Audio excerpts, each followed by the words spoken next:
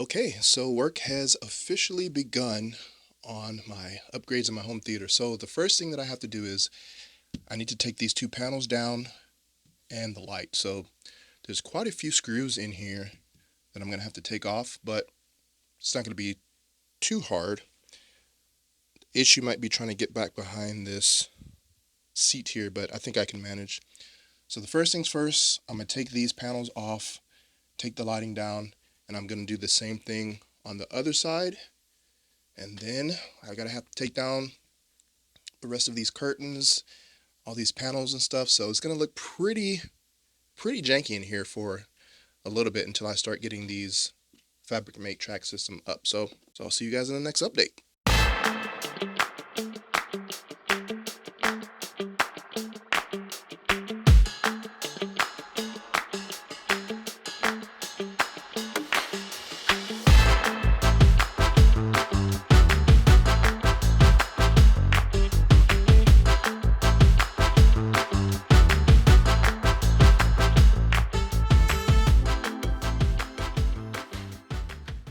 Okay, first panel is removed.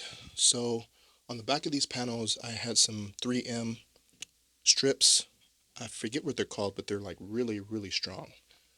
So I had that on the back of the panel, and then I also had sheetrock screws. So I'm gonna have to take those off and then just do the same thing with this one over here, and then take this lighting out. I'm probably gonna repurpose the lighting. I might put this just behind the screen for when, whenever I'm not using the system, just to kind of give it a little bit ambient light, kind of make it look cool.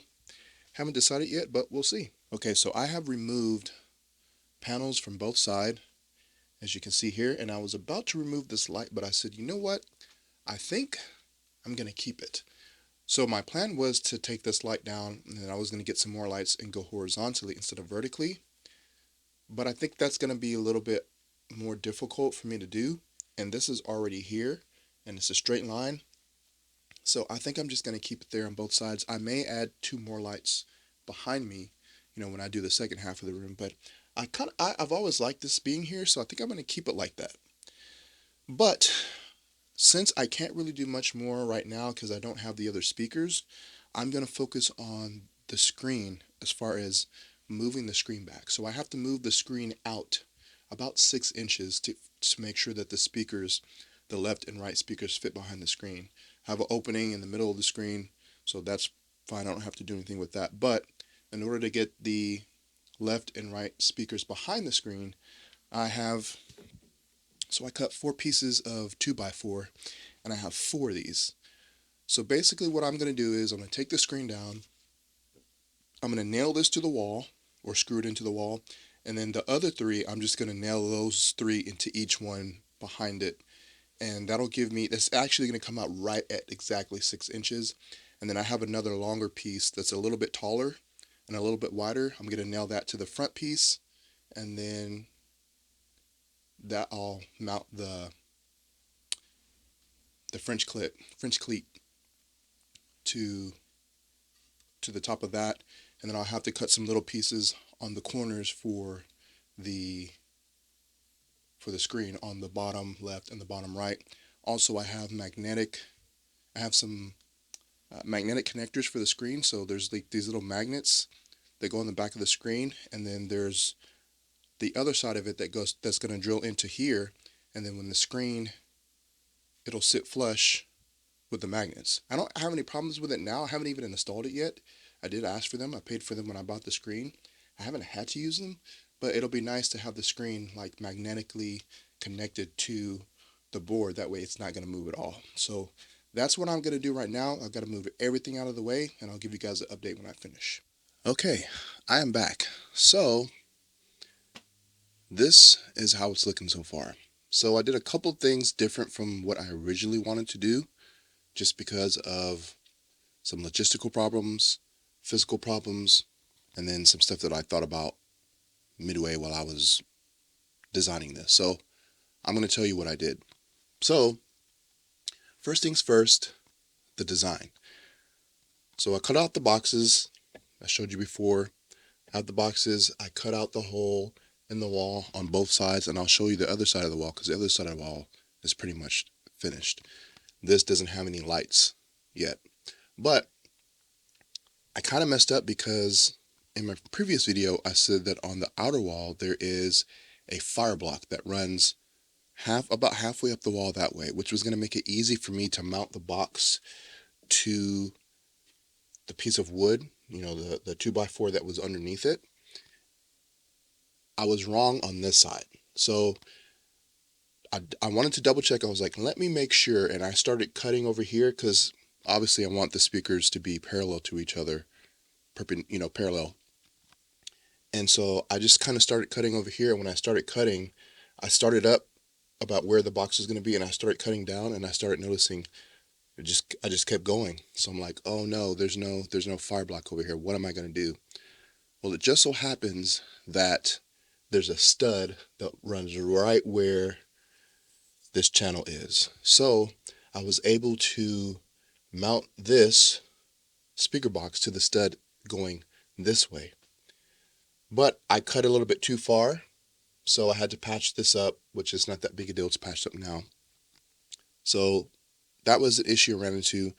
On the other side, when I cut it, there's also another 2x4 that goes perpendicular on the wall. And I cut a perfect square to where on that speaker box on that side, I didn't even have to mount it. It was so snug. I just got a rubber mallet and I just hit it in. So it ain't going anywhere. But yeah, apparently they don't put a fire block on the inside of the wall. So I thought I was going to be screwed, but it worked out. So let me tell you about what I did. So you might remember these. So this was the slat wall that I had hanging over here before going perpendicular like this. So when I took that down, I was going to get rid of it, and then I said, you know what? I think I can repurpose this to make it look much better. So what I did was I spray painted it. As you can see, it's black now. So I'll hold this up so you can see just how different it looks. So I spray painted it black, and I turned it, instead of going this way, I changed it to a horizontal configuration, and I just measured the width of the speaker box. And I did that for a couple reasons. I didn't want to just have a box here, and then, to me, it was going to look kind of weird, and I wanted to make sure everything was straight. This ended up being not exactly straight. It's about like 97% straight. But when I cut it, I made a couple mistakes, and I tried my best to level it. But I also wanted to put some lights here. So if you remember previously, I said that I was going to keep that one light that was there. Well, I ran into a couple of issues, but basically I wanted to get rid of the light that I already had. So I made a video last year when I installed those tone and acoustic panels, and the light that I got, I was looking for something that was a cob light, and I got something that I was able to integrate into Philips Hue, which then I was able to integrate into Home Assistant, which then I was able to integrate into HomeKit. But the lights were really moody. So sometimes they would lose connection. Or basically, like whenever I had a power outage, sometimes the lights wouldn't come back on, and I'd have to go to the little sync box on that was connected to it. I'd have to like get this little pin and basically reset the lights, and I just got tired of doing that. It did it too many times, and I said, you know what? I want something that's going to be Matter compatible, and that I can integrate straight into HomeKit without doing all that stuff. So what I went with is Govee, and I'll show you when I show you the other side. I went with Govee because they have cob lights that are Matter compatible. So, with cob lights, you don't see any individual LEDs, whereas some of the other LEDs are spaced really far apart. They have a cob light now, and I was like, you know what? That's going to be perfect. They're obviously way more expensive, but I can just integrate them straight into HomeKit and Home Assistant by just scanning the QR code. So what I did was, let me get my channels over here. So what I did was I took this poplar, so this is 0.25 by 1.5 by 48 inches long, and I didn't want to mount these channels here straight to the wall just because it might be uneven and it might not be straight. So I got a couple of these. I think I got 8 of these, and I spray painted them black, and then I put them beside the speaker box, made sure that it was straight, made sure that it was level, and then I either glued or nailed it straight to. So on this side I was able to nail it because there's a stud that runs right there, so I was able to nail it there. And then on the other side I did have to add a stud back behind the sheetrock where I messed up, so that I could, because the hole was too big, I had to get another stud. I had to screw the existing sheetrock to that stud, and then I had to cut out a new piece of sheetrock and nail it to that. And then I was able to nail part of this on the other side to that, and the rest of it I just glued it. So I did that, and then I was not able to use the existing light channels that I had before because they were too thin, and the Govee lights are about just a little bit less than an inch thick. So what I did was I got these. It's a cable concealer. So I already had some, and I was having a problem trying to find, really there's no like light channels where you can, put your lights in that are as wide as this. They're usually smaller. But I already had some of these from previous, and I just happened to see that I had one, and I said, you know what, let me look. And when I put the light inside of here, it fit perfect. So this is actually a cable concealer. You put your cable in there, and then this goes over it. So what I decided was I was just going to use the back portion of this.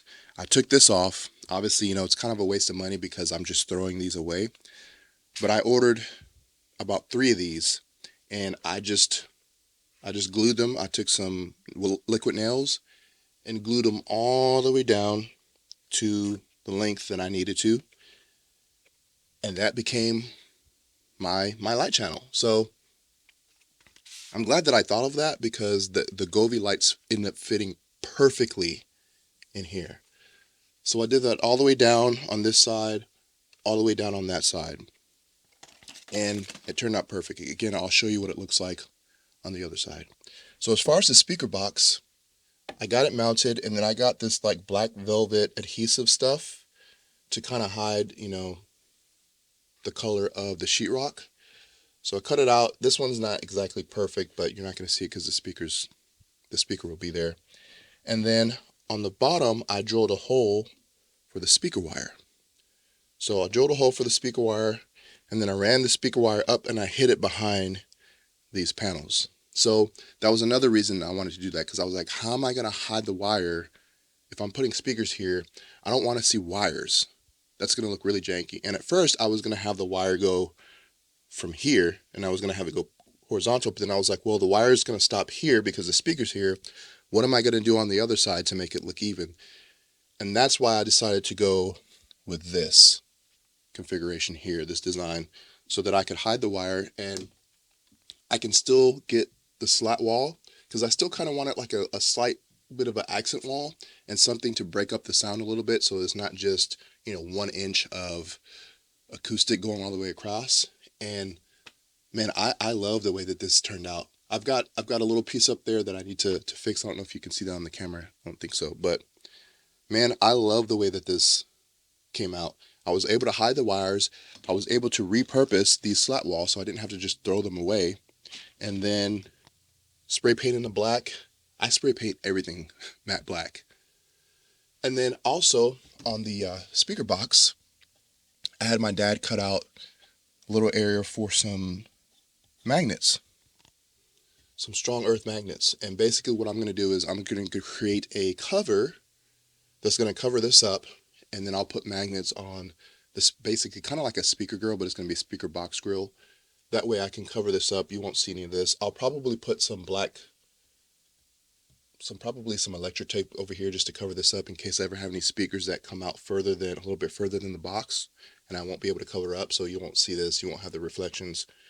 And it obviously doesn't look very pretty. I don't know if you can see it on screen, but it doesn't look very pretty, but it doesn't need to be, because like I said, it's going to be covered up. So yeah, that's what I did. Again, I love the way this looks. I'm super happy with it. Let me show you on the other side what it looks like with the lights. So this is what it looks like on the other side with the lights. So again, I'm super happy with how this came out. And yeah, so I've got my Govee lights here. So these are the lights that I'm using. It's the Govee Cob Strip Light Pro. So this comes in like a 9.8 foot, so 10 foot, and then it comes in, I think, like double that, almost 20 feet. So basically what I did was I took the light and I cut off what I needed. So cut off what I needed, and then on the back of this, on the back of here, there's some, I don't know if it's 3M, but there's some tape. You peel off the little plastic, and then I just mounted it inside of the channel all the way down, just stuck it inside of the channel. And this is the finished product. Looks super cool. When you open the door, this is really the first thing that you see. So I can control the lights now with my little Philips Hue button. And what's cool is I have this integrated with HomeKit, but also have it integrated with Home Assistant. So because it's Matter compatible, I can put this in whatever ecosystem, smart home ecosystem I want to. So I have this in HomeKit, and I also have it in Home Assistant. If I had another one, Google, whatever, I could put that or integrate that in there as well. So it's cool that because of Matter, I can integrate it into multiple different systems.